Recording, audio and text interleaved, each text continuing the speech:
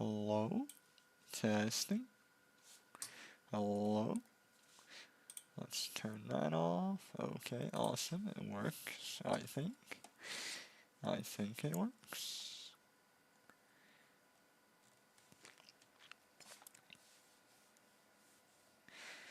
Okie dokie. I'm live, I hope. Let me test my audio. Testing, testing. Oh, there's a little bit of echo. Let's go. Okie dokie. Alright, here's the promised journal paper. I'm gonna move my music away. So this is for my assignment on, well, it's a journal review. Well, it's called a synthesis, wait, is this the right one? Synthesis skills. So, what I have to do, I don't know why I changed my voice, but what I have to do is select a journal conference paper. These are here, shown here, and basically I have selected this one because it's the only one that I find, well, I haven't read the others. Actually, this one might be alright, but basically this is the one I find more interesting. I'm gonna have to not click on Discord today. Basically, oh, I don't have Word on this account, do I? On this PC. Which means I will have to use... I'm gonna have to use this thingy. And then I'm gonna have to create a document. Imagine using the desktop version.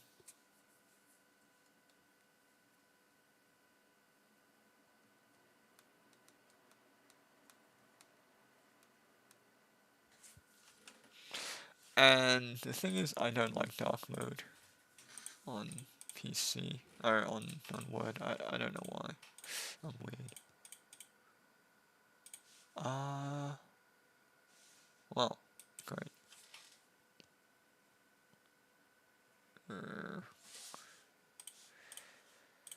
I don't know why I turned off. Oops.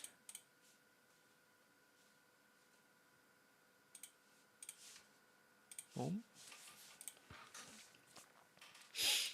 Okie dokie.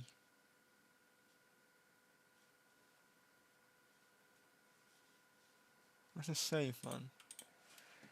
Okay, let's just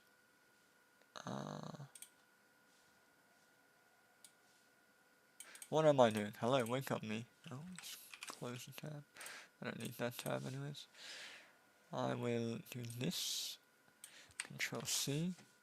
Go here. Control V. Journal review. And then do this, that. Awesome, thank you, good to know. Exports, got it. File. What's the save? I swear this is supposed to be a save button here. Share, create a copy. Download a copy.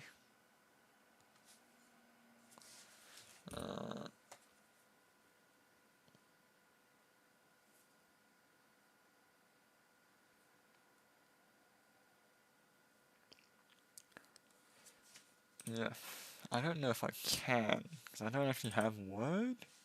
Yeah, this is WordPad. I don't know. Microsoft. Download. Windows 11. I shouldn't do this on stream, should I? What? No, what am I doing? Microsoft. It's Word. Download. It's, yeah, I thought it was 365. Download and install, reinstall Microsoft 365.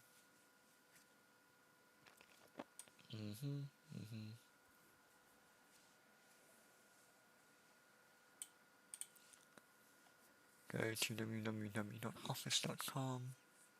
Sign in, sign an account. Okay, for now, I'll just save this for later. Let's move that over here. And this one is no longer needed. We'll just work on this, it's fine.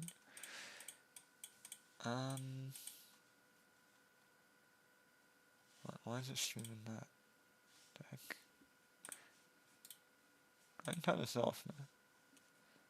No, I guess not. Yeah, I don't have two monitors anymore. I'll just go back to my laptop. So, let's see. I can't focus when I'm listening to Chinese music. What's my Japanese playlist? Or a Japanese playlist works. You know what? I think I can include the desktop audio. Yeah, let's go. Okie dokie.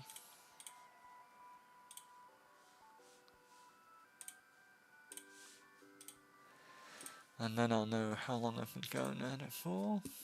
So, first things first, let's finish reading this package. Selecting that paper, we selected the paper. Your presentation should be submitted. If you canvas, you guys don't care about this. So, this will be peer marked out of 10. So, explanation and handling of questions. Sorry, just doing a little bit of prep work here for myself, for my food that I'm gonna eat.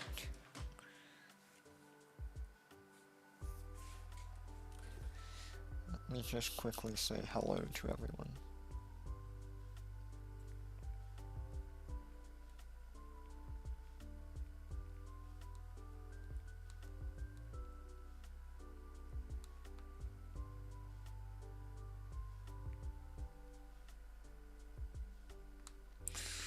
Yes, I was just added to a group chat before I started this, so...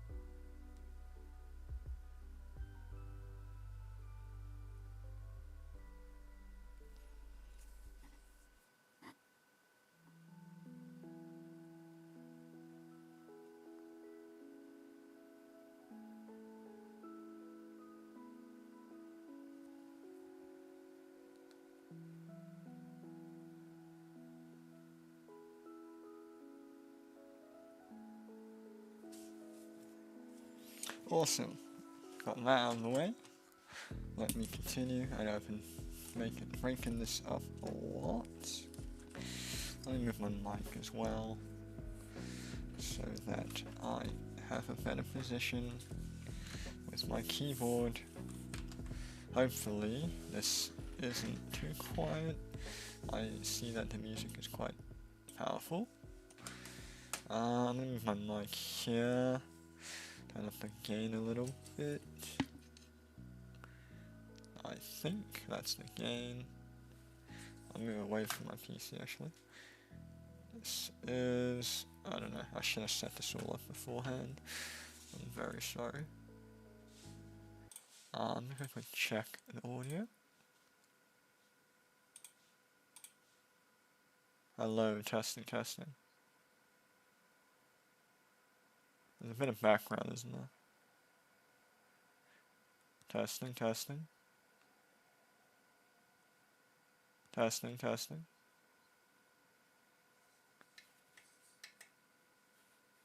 Testing. Testing. Wait, what? My mic mute doesn't even work. That's hilarious. Game. Oh, okay. Let me quickly set up a noise filter. A noise gate. Testing.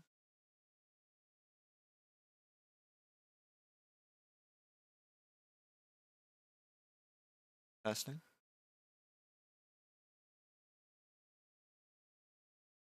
Hello. Hello.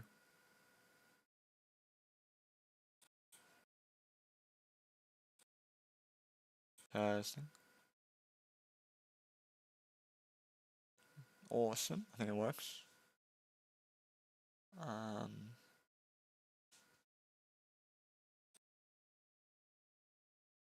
Testing.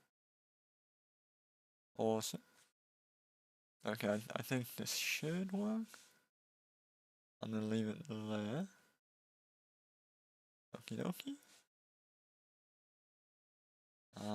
Let's get the music back. And hopefully it should sound alright. Right. Yes, sir? Yes, sir? Okay. This took way too long.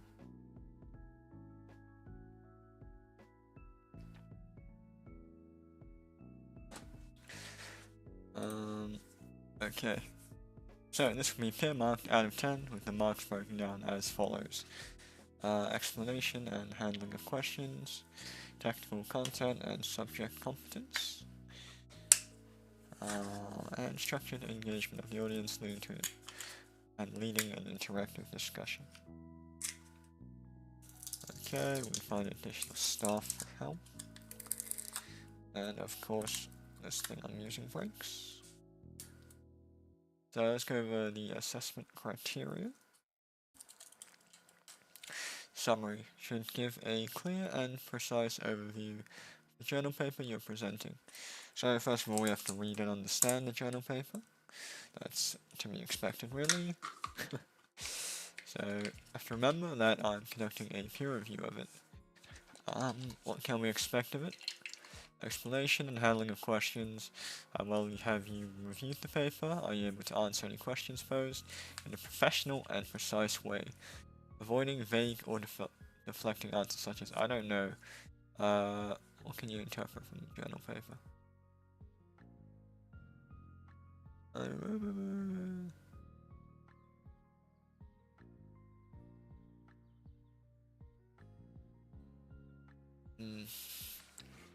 Are you able to answer questions first? So, I think they don't want us to say, I don't know. Maybe you can... Yeah. I guess... Also, my teacher went over this, my professor went over this in the morning? Yeah, today in the morning. And basically said, that... Sorry, I'm doing a lot of other things at the same time. Basically said that he wants us to do not just a Q&A, but make it an interactive, kind of like a seminar? Somewhat like a seminar, I guess. It's hard to explain, because I don't fully understand what he wanted, but he said make it creative. So, not just a Q&A at the end, which is quite interesting. I don't really know how he expects us to do that. He said people got quite creative, which is very interesting. Don't know how you can get creative with that, but yeah.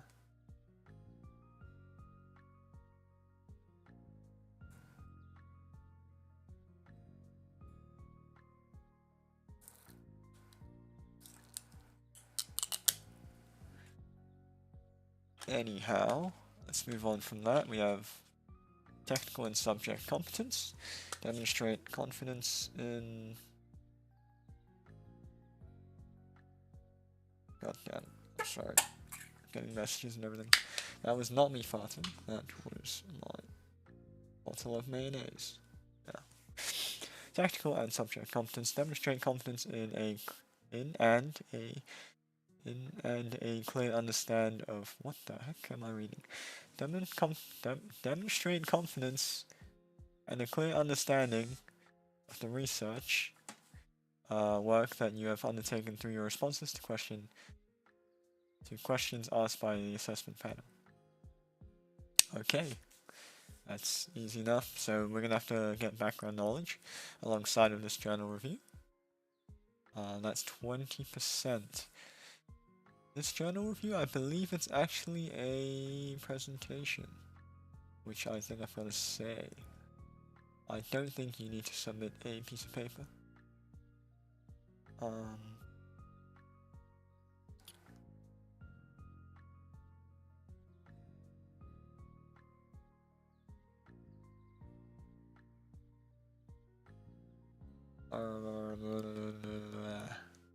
This can take the form of a seminar, which will be delivered to the teaching team and up to 2 optional invited guests.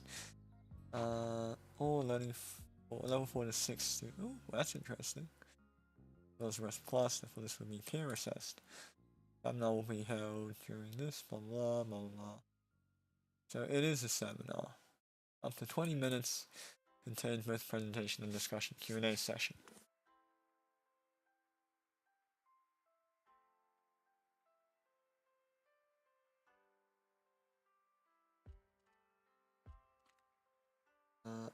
I don't want to turn on my D&D, but I think I have to. I'll just leave it. If I get another message, then I will. Yeah, okay. So it isn't a Word, it's going to be a PowerPoint rather than a Word. I'm going to use this to take notes of things I find interesting or things that I know I need to change. I'll quickly grab my notebook as well. I took some notes on today.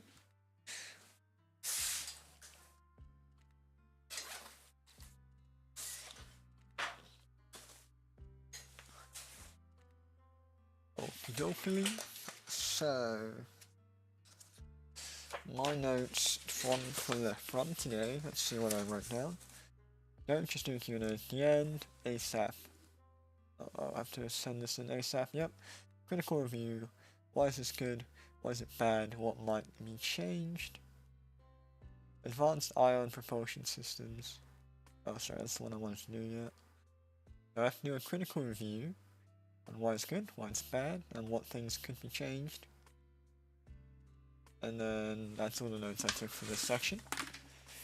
That's all we really went over. I guess I didn't want to ruin it too much, you know, let's have fun. Yeah, I guess I'm gonna quickly eat a few bites because I had forgotten to eat dinner. Not that I forgot, I just fell asleep.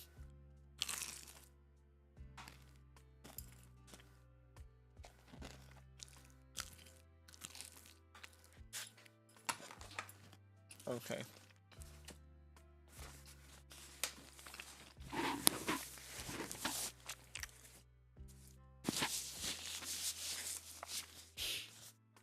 So I'm gonna finish this first page.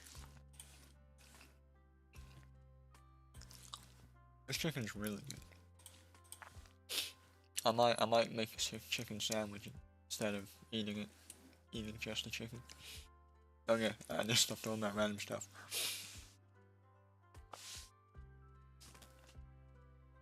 So, abstract. So what's this about? A key feature of future deep space science missions will be the need for significantly greater onboard propulsion capability. To meet this need, ion propulsion based on the technology that flew on NASA's Deep Space One spacecraft. I can't talk today, holy smokes. Spacecraft has now entered the mainstream of propulsion options available for deep space missions. So from what I know up to this point, ion propulsion is based on electricity. Okay, this is knowledge that I think I know. This is not confirmed. I need to research this later.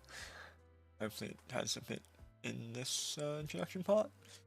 And it is very weak and slow. It doesn't have... yeah, it's quite weak compared to chemical-based fuels, propulsion systems. And it should be electric-based. I know it says ion. Ion is basically electricity, I believe. Or like it has to do with electricity. Now I sound kind of stupid. I might be sounding stupid. But let's carry on. The next most likely science mission to use ion propulsion is the Comet Nuclear Sample Return CNSR mission. Oh yeah, it's also low power, I believe. It has to be low power. Or it needs to be as low as possible anyways. CNSR has recently been identified by the Solar System Exploration Subcommittee as the highest priority new mission. It's the highest priority new mission for NASA's exploration of the solar system theme. I feel like there's a lot of yapping right now. A lot of words.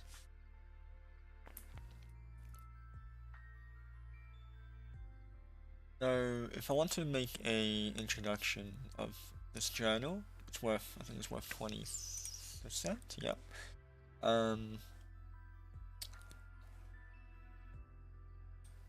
So, okay, I need to see, what's the peer review part they talked about?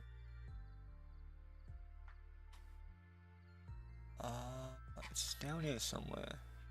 Yep, this will be peer reviewed. So all of this is peer reviewed. But I don't understand. Okay, I think I have to do it myself.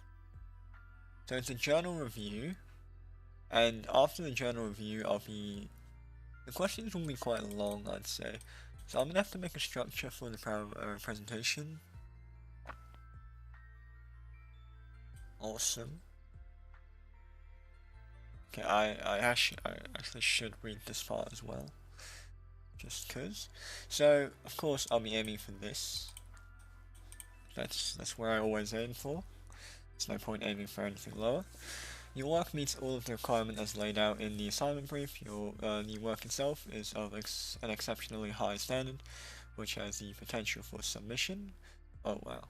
For publication in a peer-reviewed journal or equivalent. The work is professional in its appearance and is well structured. There is a high level of critical thinking and analysis with a high level of discussion. You have, where needed, pushed beyond the course textbooks. I don't think this was. Oops. I don't think this was made for this assignment brief. This music kind of getting loud. Wow. Oops. I can probably turn this back up. No, it's still based on itself. Okay. Where was I? There I was. You have, where needed, pushed beyond the course sections. Your work demonstrates a sophisticated and comprehensive knowledge of the subject area. Your work meets all of the requirements of the assignment brief. You have shown an exceptional ability to use and apply relevant literature, including non-core textbooks. Theory, development of sound methodologies, critical thinking, technical analysis, application of results. You have also demonstrated the ability to use missing or incomplete data. The work is professional. Okay. So how do I pass? Oh yeah, pass is now 50%. Your work demonstrates knowledge of the subject areas and the ability to develop an independent logical argument. Elevation, it shows competence. Blah blah blah. Your work meets most requirements as laid out. Development. Okay, I understand. I understand how you get a good mark and how you pass now. So this whole thing is critical thinking. I'm gonna close this. Why is this over here? Never leave it over there. So now we're gonna actually finish reading it. Ion propulsion for CNSR enables the use of smaller, less expensive launch vehicle and significantly shortens the overall trip time. Train study for CNSR was performed to identify engine and system technology improvements which provide the greatest mission benefits for the lowest additional risk.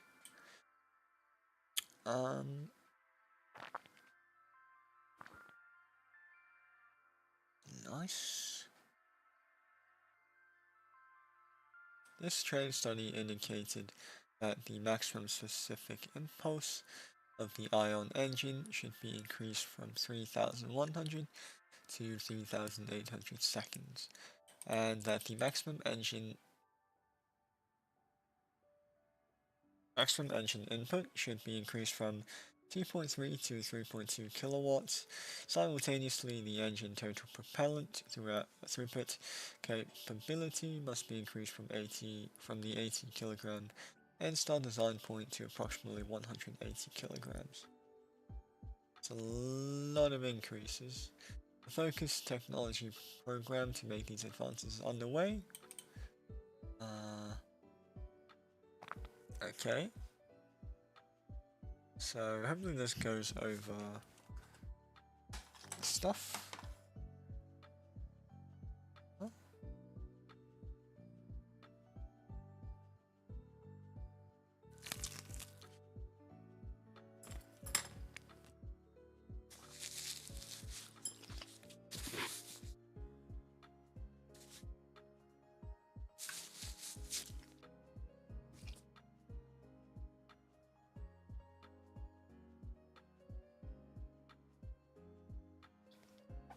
I'm just skimming over this really quickly to find out if they tell me what an ion thingy is.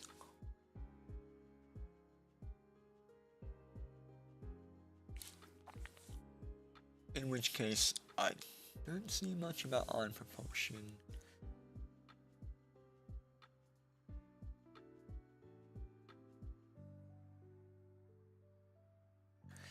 So, N-Star project. That's not ion propulsion. This should be the mass budget, or mass allocation rather. Okay, so I'm not seeing any introduction about what an ion engine is, which I should get some information about it before I start. So I actually have to go back to ArcCat and search ion I can't type. Ion propulsion, deep space. Okay. Deep space. Nuclear electric ion. This is what I was reading, I believe.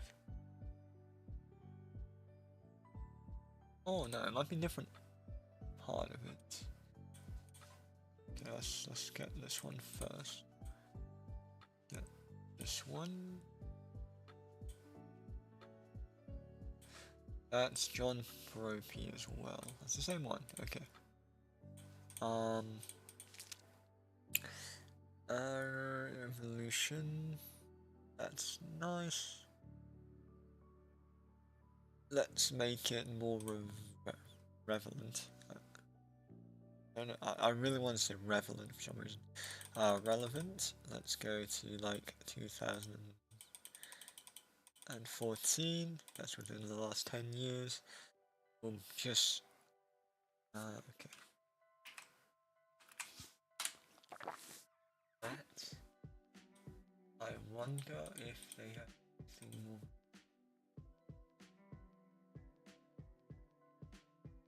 Get that one. Propellantless thrust generation. Okay, let's leave it there. So I think I'll just quickly read into this. Nuclear electric ion propulsion is considered for 3 sampled deep space missions starting from a 500-kilometer low Earth orbit, encompassing the transfer of a 100 megaton payload into a 1,500-kilometer orbit around Mars. The rendezvous of a 10 megaton payload with the Jovian moon Europa, and the Jesus Christ. Rendezvous. The rendezvous of a similar payload with Saturn's moon Titan. Near-term ion engine and space. I keep losing myself. Space nuclear reactor technology are assumed. It is shown that nuclear electric ion propulsion offers more than twice the payload for the Mars mission relative to the case when a nuclear thermal rocket is used for the trans-Mars injection maneuver at Earth, and about the same payload advantage relative to the case when solar electric propulsion is used for the Mars heliocentric transfer for missions to the outer planets. Nuclear electric ion propulsion increases the payload mass fraction by a factor of 2 or more compared with high thrust systems that utilize gravity assist trajectories. What did I read? I have no idea.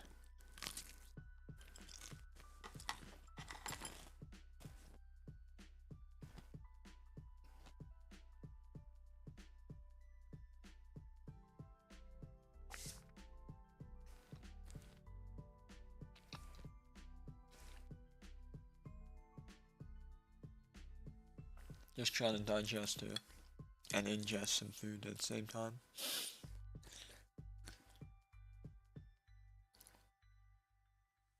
So, I mean, I know I basically got no information out of that one. So, let's read the introduction. Hopefully, there's an image or something of. There's just a lot of calculations. Maybe I shouldn't use actual papers for this.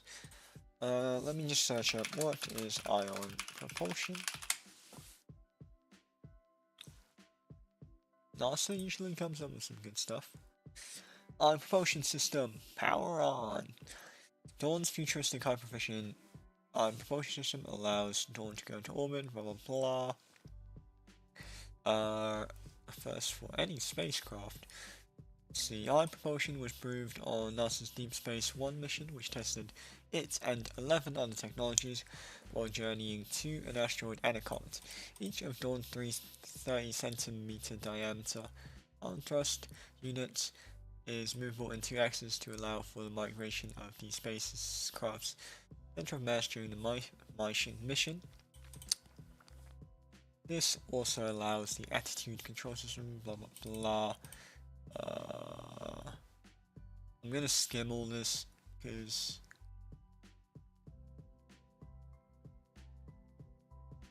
I want to find something that's actually useful, and this is taking way too long. This is nothing. Doesn't really tell me what it looks like, or what it is. In fact, there we go. That's what I needed. What is ion propulsion? Ion propulsion is a technology that involves ionizing a gas to propel a craft. Wow, amazing. What is ionizing a gas? Now here we're gonna look for a video.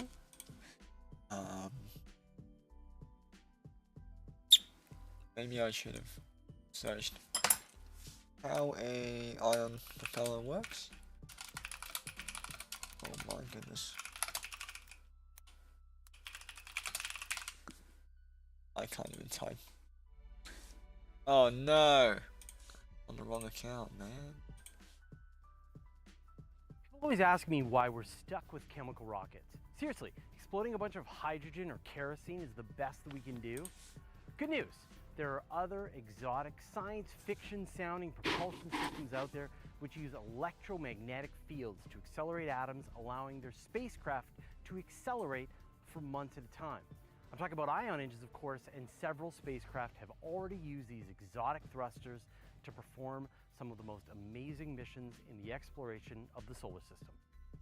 I know, chemical rockets seem really primitive. Take tons of liquid or solid fuel, light it on fire with an oxidizer, and then use the speed of the explosive gases to give you a kick in the opposite direction. Thanks, Newton's third law. But chemical rockets do the trick. Those gases do give a rocket the kick it needs to get into space. Because they bring their own oxidizer with them, they work in the atmosphere and they work in the airlessness of space. The advantage of rockets is that they can deliver enormous amounts of energy in short periods of time, the kind of reaction you need to blast tons of cargo off Earth and into space. But they're incredibly inefficient. A 550 metric ton Falcon Heavy is carrying almost 400 tons of fuel and oxidizer. The first stage will only burn for 162 seconds, and the second stage will fire for 397 seconds. That gives you a total burn time of about 9.5 minutes. Want to make some maneuvers? Want to accelerate for days, weeks, or even months? Too bad, you are out of fuel. Of course, these shortcomings from chemical rockets have led scientists to search for other forms of propulsion, especially when you're out in space, and one of the most successful so far is the ion thruster. When you're working out the rocket equation, an important factor is the velocity that you're ejecting your propellant. The most efficient chemical rocket can throw hot gases out the back at 5 kilometers per second. Ion engines, on the other hand, can eject individual atoms 90 kilometers a second.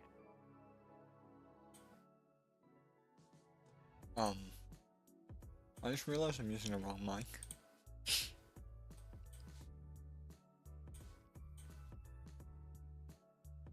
I think. Pretty sure I am.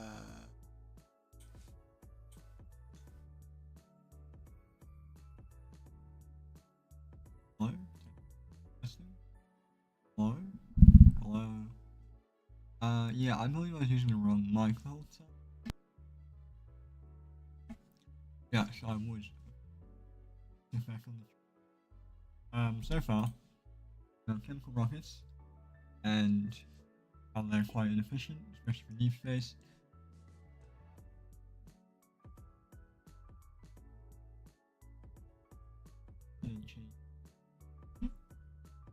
MES.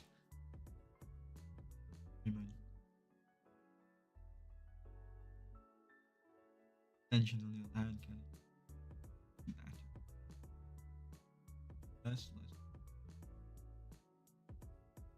Of course, these shortcomings from chemical rockets have led scientists to search for other forms of propulsion, especially when you're out in space, and one of the most successful so far is the ion thruster. When you're working out the rocket equation, an important factor is the velocity that you're ejecting your propellant. The most efficient chemical rocket can throw hot gases out the back at 5 kilometers per second.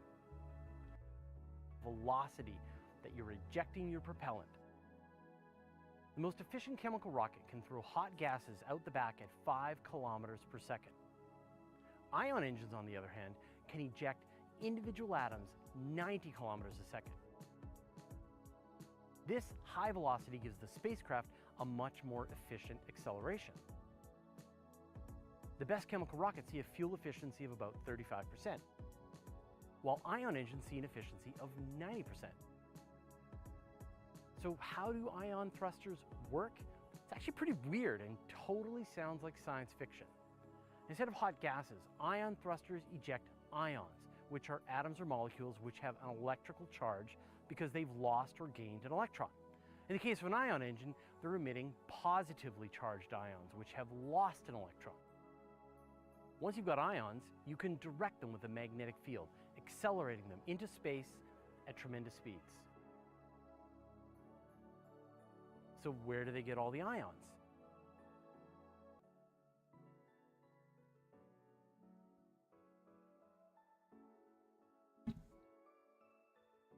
Well, quite interesting. Inject individual atoms 90 kilometers per second.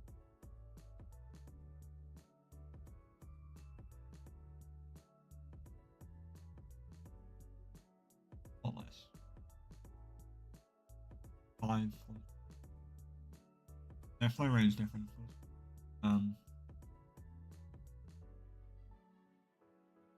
5 kilometers. Nice. efficiency 35%. Just as a much. Then we have the not hostile.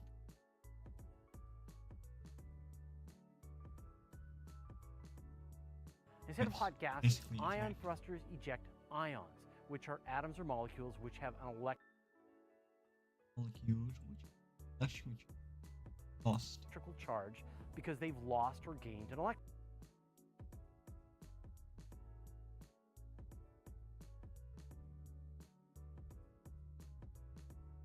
Totally sounds like science fiction. Instead of hot gases, ion thrusters eject ions, which are atoms or molecules which have an electrical charge because they've lost or gained an electron. In the case of an ion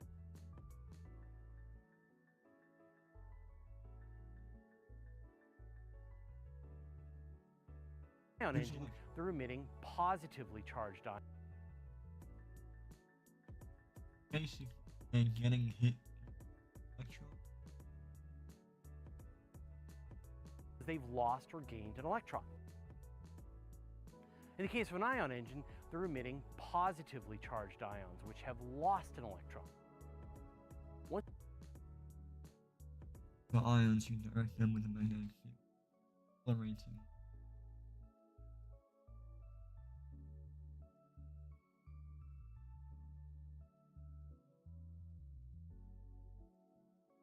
What I'm seeing is something's getting shot. Loses a positive charge. Positive charge. Positive charge.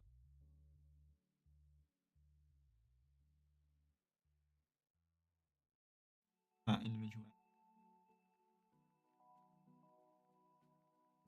Direct them with a magnetic field. Once you've got ions, you can direct them with a magnetic field, accelerating them into space at tremendous speeds. So where do they get all the ions?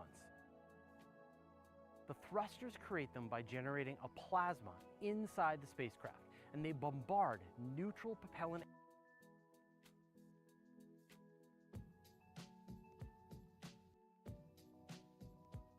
Okay. I don't know what's happening.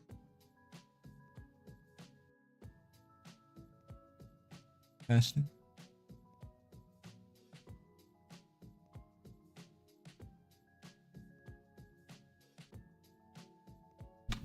Testing. No, it's great. I'm just gonna leave my mic next to mine now. Like it's not registering what I'm saying. I don't know how long this has been going on, but yeah. Back here. Once you've got ions, you can direct them with a magnetic field, accelerating them into space at tremendous speeds. So where do they get all the ions? The thrusters create them by generating a plasma inside the spacecraft, and they bombard neutral propellant atoms of some gas like xenon with electrons. These collisions release even more electrons from the propellant, turning them into positively charged ions. This plasma soup of electrons and positively charged ions has an overall neutral charge.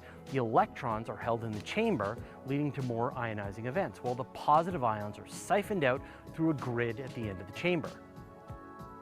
As they pass through this grid, high voltage accelerates them out the back of the spacecraft at speeds of up to 90 kilometers per second. For each ionized particle that the spacecraft can kick out, it gets a tiny kick in return. The whole system is powered by solar panels, so the spacecraft itself doesn't need to carry any kind of battery or power system, minimizing the total weight that it has to carry. Okay. Very interesting. But I think there should be a secondary power source on spacecraft anyways. Because storing electricity makes a lot more sense. Anyways, let's go back to this part. That's really cool. I gave a great explanation. These granted ion somethings. Ion thruster. That part's called a thruster. Okay. And basically it stores There's a discharge chamber in which the atoms are kept, neutral atoms are kept, and then they fire electrons at these neutral atoms. Neutral propellant atoms of some gas like xenon with electrons. Okay, These collisions cool. release even more electrons from the propellant, turning them into positively charged ions. When a collision hits this positive charge, creates another, knocks it out of the atom, making an ion. Plasma soup of electrons and positively charged ions gets shot out when these discharge chambers have more electrons, so that this positively charged atom is knocked out and will also be attracted to the electrons that are flowing out here, which creates a thrust. ions has an overall neutral charge. The electrons are held in the chamber, leading to more ionizing events, while the positive ions are siphoned out through a grid at the end of the chamber. As they pass through this grid, high voltage accelerates them out the back of the spacecraft at speeds of up to 90 kilometers per second. For each ionized particle that the spacecraft can kick out, it gets a tiny kick in return. The whole system is powered by solar panels, so the spacecraft itself doesn't need to carry any kind of battery or power system, minimizing the total weight that it has to carry. The big problem is that the kick really is tiny. The thrust of ion engines is measured in millinewtons. So, why are we talking about kilowatts? Wait, that's a different thing. Yeah, thrust is very small, as I said before. It's like thousandths of a newton. Hold a piece of paper in your hand. That's the kind of forces involved. But they can operate for days, weeks, even months, accelerating and accelerating long after chemical rockets would have run out of fuel. So if you're already out of the gravity well of a planet, they're very efficient engines for dramatic changes in velocity. NASA and other space agencies have actually used ion engines very successfully in a range of missions. They've been developing this thruster concept for decades, but were never willing to risk it on an active mission where a failure could end it. So NASA gathered up a bunch of these risky technologies and packaged them together as the Deep Space One mission, which launched in 1998.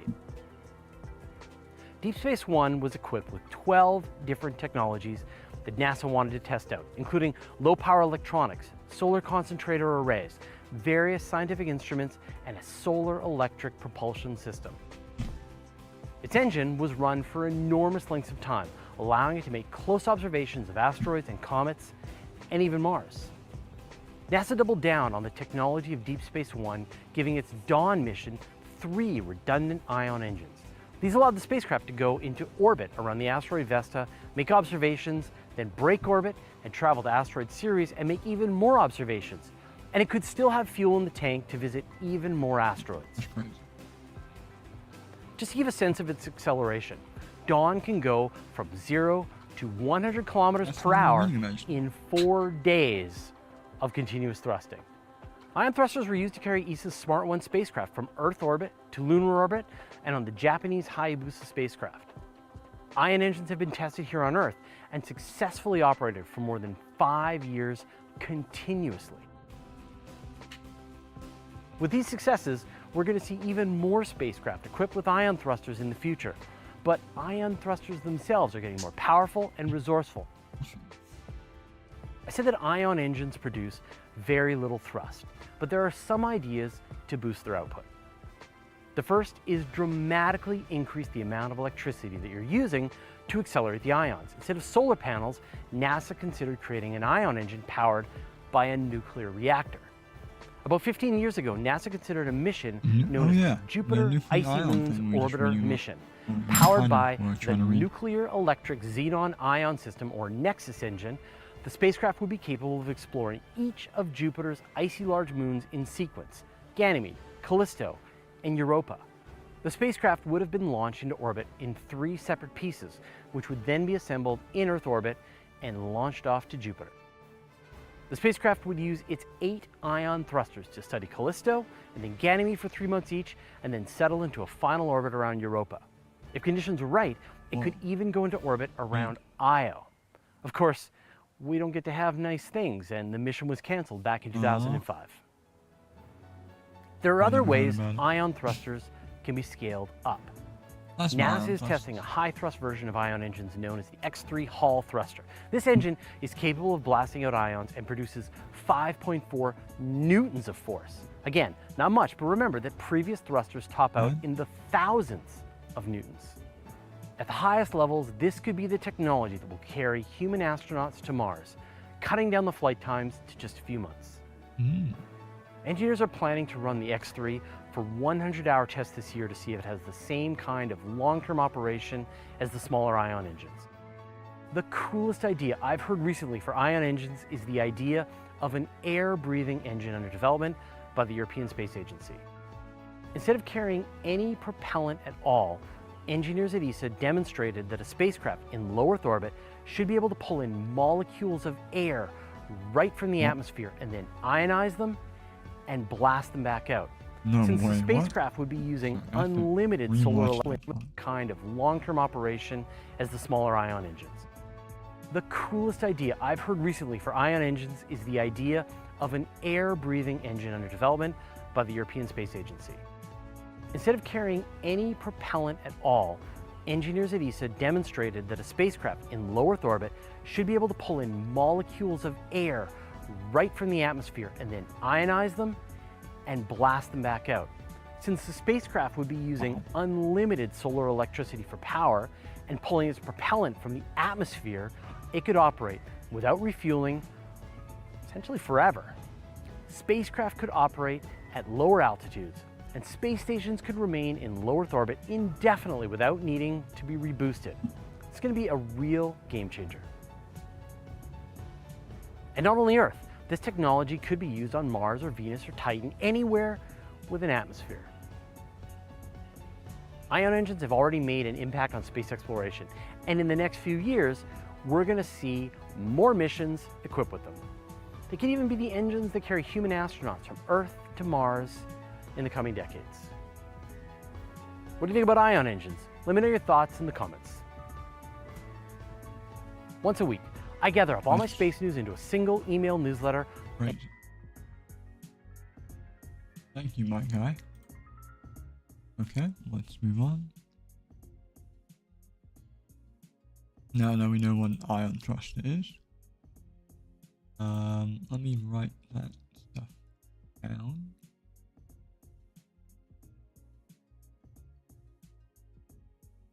Put in my notes, really.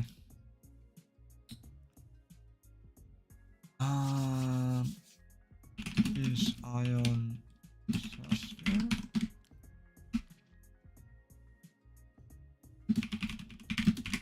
ion thruster is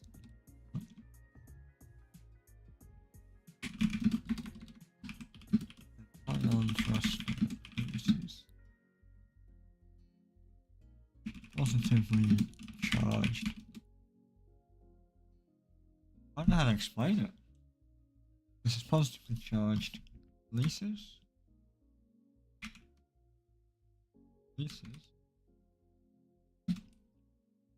Positive charge.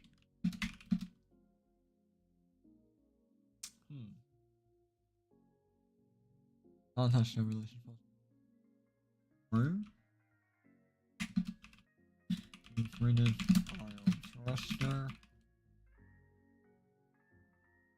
Component. This ion propellant.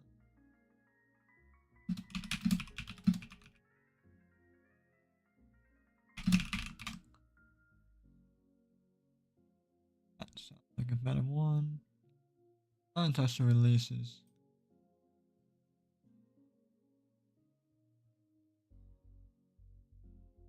Releases positive charge to the green ion thruster. Which from hitting electrons at a neutral atom to discharge. I want to run to see. So shooting an electron hits the nuclear atom. Discharge negative.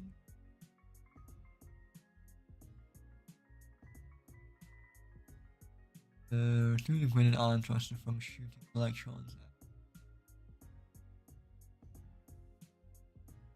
Disengage electron so that comes positively charged. These ions are stored ion chamber. Ions, electrons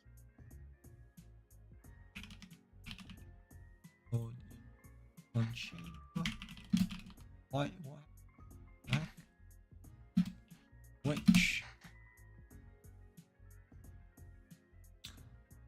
also I don't know if this is black or white. White then. Weird. I don't like to use dark mode.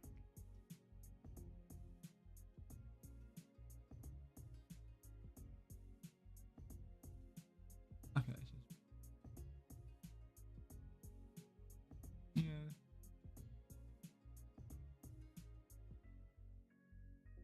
B chamber.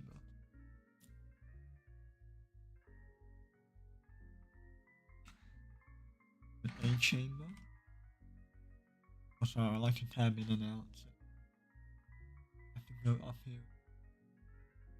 One propel and release positive charge. Electrons are stored in chamber.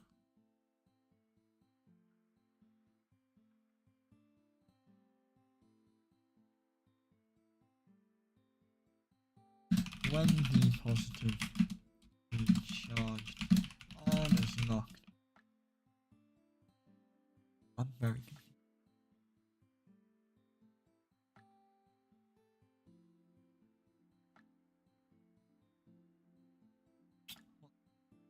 So the spacecraft itself can kick out, it gets a tiny kick in return. The whole system is powered by positively charged ions, has an overall neutral charge. Release from The electrons are held in the chamber, leading to more ionizing events, while the positive ions are siphoned out through a grid at the grid end of the chamber. I'm not sure. Is this the chamber? Or is this the chamber? end of the This statement says this is the chamber. As they What is that?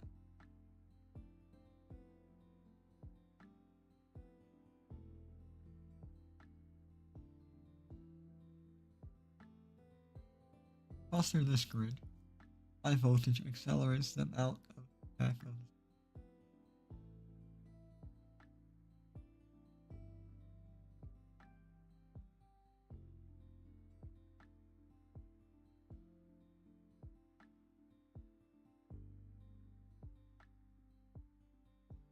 fans were being weird just now.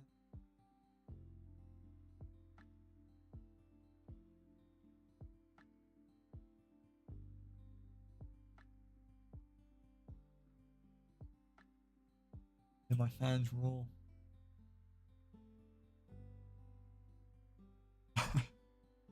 I'm easily distracted. Use the word to use siphoned out of the chamber.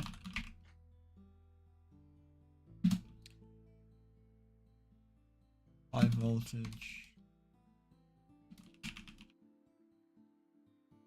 Truck. Voltage accelerates them out.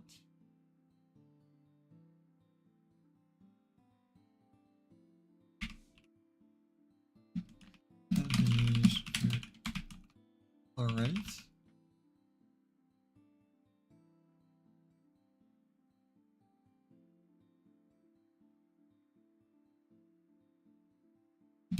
And out of the spacecraft.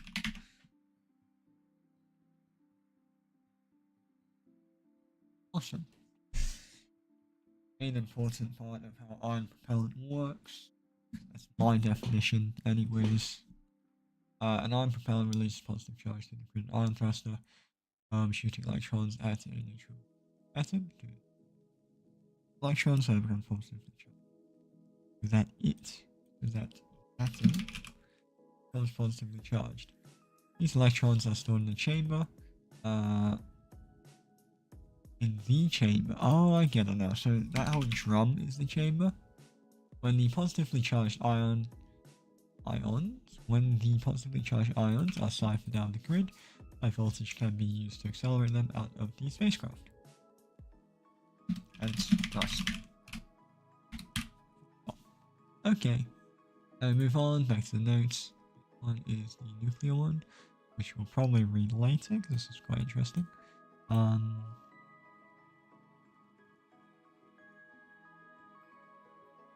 Yeah. No, none of these numbers mean anything to me right now. And we have to work on later.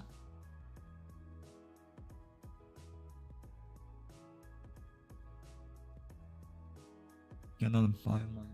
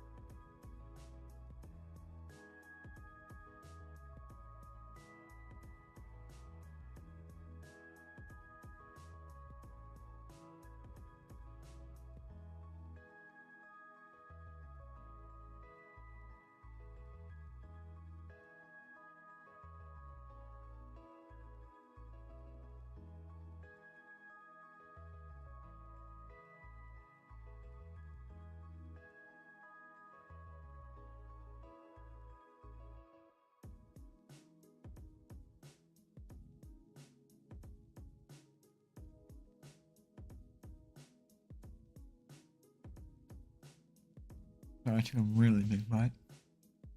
Okay. How long have we been going at it for? Almost an hour. I'm going to continue till switches. I'll take a quick 10-minute breather probably. And finish my chicken sandwich. Yeah. Okay. After a development history spanning nearly 40 years, first use of solar electric propulsion (SEP) on a deep space mission began with the launch of the Deep Space One (DS-1) spacecraft on October 28, 1998. This event marks a major milestone in the development of advanced propulsion for deep space missions. DS-1 spacecraft uses a single-engine ion propulsion system (IPS). Another note I need to make down is explain ion propellant. It's stand ion propellant and understand deep space applications. This is the most likely what I'm going to be asked about because that's my title. So we have advanced ion propulsion system for affordable deep space missions. So I'm probably also going to have to look into that nuclear ion thruster thingy. Is that light mode? Kind of. Now it's hurting my eyes. Wow. Stop crying. I turn on my brightness on my monitor. I think I need to put it up a tiny bit. You know what, I'll leave it. Eyes can be by themselves. Yeah, okay, let's go on. So IPS is what again? Ion propulsion system provided by NASA. Solar electric propulsion technology applications. And these have very long names. So that's the end star. NASA Solar Electric Propulsion Technology Applications Readiness Project. That's the primary onboard propulsion system.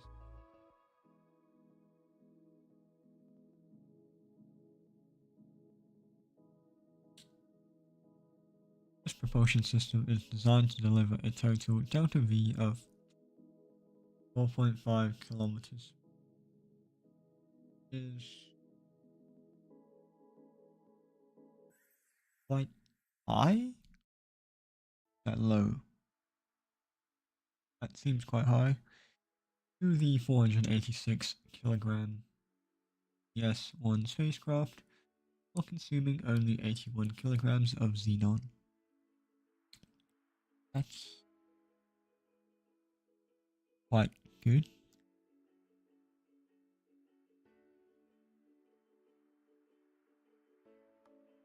I'll say that's quite good. Ratio seems great.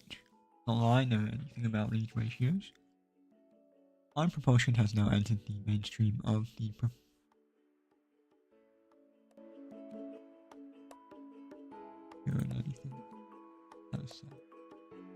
Ion propulsion has now entered the mainstream of propulsion options available for deep space missions.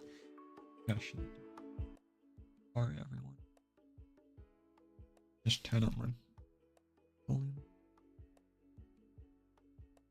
This is important because many propulsion has now entered the mainstream of propulsion options. This is important because many of the deep space missions that are relatively easy to perform from a propulsion standpoint, such as planetary flybys, have already been accomplished. Future high priority mission classes, which include sample return missions and outer planet orbiters, place substantially greater demands on the capabilities of onboard propulsion systems. Ion propulsion can help make these missions affordable and scientifically more attractive by enabling the use of smaller, lower cost launch vehicles and by reducing flight times. Some source. Several scientifically interesting deep space missions are now looking to the use of ion propulsion to significantly reduce total mission cost. These missions include Comet Nucleus Sample Return (CNSR), Venus Surface Sample Return (VSSR), and Saturn Ring Observer. Nice exploring option, blah blah blah blah blah. Some other missions. Because these missions are more difficult from a propulsion standpoint, those used to justify the development of N-Star IPS technology may benefit significantly from improved propulsion technology on DS1. Typically, the greatest overall benefit comes from increasing total impulse capability per engine. Makes sense. Impulse. That's newtons. Doesn't matter. There's impulse. Ah, I need to know these things. Oops. Oh, a specific impulse I'll say about. That's your second. Right? Put it up here, right? Specific impulse. There we go.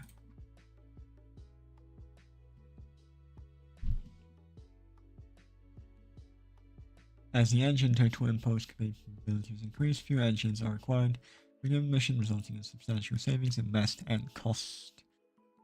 Additional savings may be obtained for some missions by increasing the maximum engine-specific impulse, resulting in significant propellant mass savings.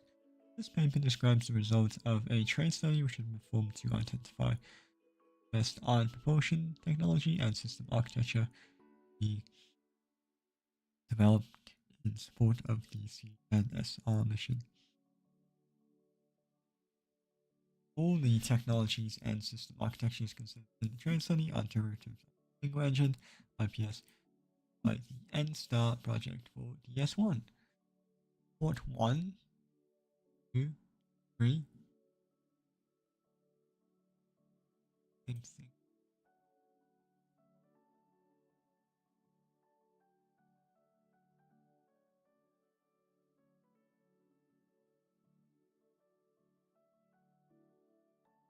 They're all the same. Probably different pages.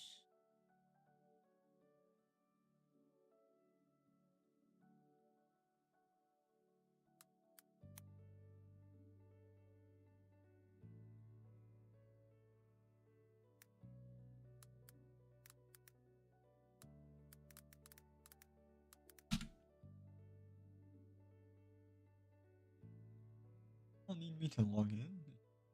Yup, you're good to go, bro. Don't even worry about it. Same thing. I'm reading. Report 1, 2.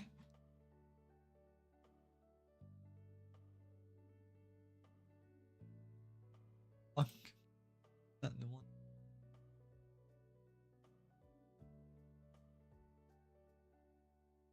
I'll check these out later, probably. I'm probably not going to finish reading the report today. I'll definitely split it off. Maybe I'll finish one, just introduction. I'm getting a bit sleepy. I'm human.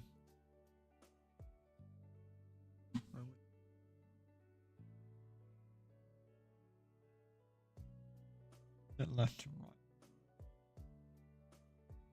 No, it can't be. Flight validation. What? Yeah. It's down. What am I doing? Hello, brain cells. That's clearly 2. 2.1 here. Oh man, what an idiot. N-Star project was... Okay, we'll finish 2 today. It's quite long. Let's finish up to 2.1. Sorry, let's finish 0.1. And then I'm gonna head off. I know I said a break, but I'm gonna head off instead because I'm kind of tired. 12 o'clock now that I'm looking. So, the N-Star project was initiated in 1992. I remember when that was. NASA Space. I thought it was Deep Space. Deep Space. N-Star. Are you NASA Solar Electric Propulsion Technology? Solar Electric Propulsion Technology Applications Readiness. Please added a few words there, like, you know, to make it N-Star. Yeah, it's a good idea. Okay, let's keep going. Sorry about that. The N-Star project, NASA Solar Applications Readiness. Technologies Application Readiness. NASA Solar Powered. That's solar powered? Solar like. Oh, it's not even solar powered. Solar electric. Okay, anyways. N-Star project was initiated in 1992 and was designed to overcome the barriers preventing the use of solar electric propulsion. Oh, it's right there. Electric propulsion. On Deep-Space missions to accomplish this, the project had to achieve 2 major objectives. Demonstrate that the NASA 30cm ion engine has sufficient life and total impulse capability to perform missions of near-term interest. Demonstrate through a flight test that the IPS hardware and software could be flight qualified and successfully operated in space, and demonstrate control and navigation of an SCP-based aircraft. Electric propulsion was IPS, and there's the other music that's on. IPS is here.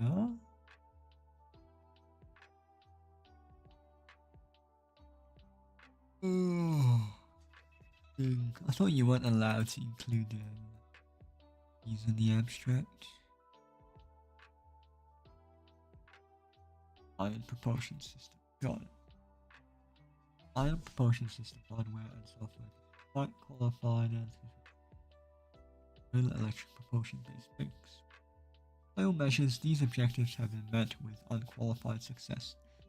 Aside from an initial pickup, the operation of the N-Star ion propulsion system IPS has been flawless, and it successfully provided Delta V required for the July 29, 1999 flyby of the asteroid Braille. Consequently, ion propulsion is now a credible propulsion option for future deep space missions.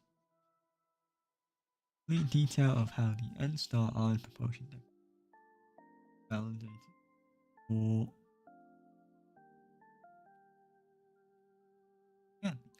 Consequently, ion propulsion is now a credible propulsion option for future deep space missions. Complete details of how the N-Star ion propulsion technology was validated for deep space are given in N-Star Flight Validation Report. N-Star IPS technical. Oh, right, when I clicked on this, it just basically linked to this. And it's supposed to link. Oh, sorry, it's a link to the references. So clicking on that is supposed to bring it to the references page. On works. Yeah, there you go. And I open a new tab. N-Star IPS technical description. Simplified block diagram of the four major components of the N-Star IPS is given in Figure 1. The ion thruster uses xenon propellant delivered by the xenon feed system and is powered by the process power CPU, which converts power from the solar array to the current and voltage required by the engine. So that's why there isn't a battery on this one. Current voltage required by the engine. The XFS and PPU are controlled by Digital Control and Interface Unit (DCIU), which accepts and executes high-level commands from the spacecraft computer, provides propulsion subsystem telemetry to the spacecraft data system. To accommodate variations in the solar array output power with distance from the sun, the N-Star IPS was designed to operate over an engine power range of 500 to 2,200 watts. Three levels within this range are referred to as throttle level. Mass of the N-Star IPS as flown on DS1, DSR. Given in table 1. So let's check out these figures. Figure 1 here. Solar array, solar power conditioning to the DCIU. Oh, sorry, the power conditioning goes to cluster. Power distribution and control, so this is the unit. No, that's the control unit. That stores something. No, that's power storage. This just distributes. That says gimbal, I believe. In here. Oh, thruster exhaust. Goes in line the spacecraft. On and something. Table here, that's the component messes. We'll read the rest tomorrow. Sorry for the short stream, I got bed very. You all next time. This boy. I'm just gonna end the stream. Thank you for kind of watching. See you next time.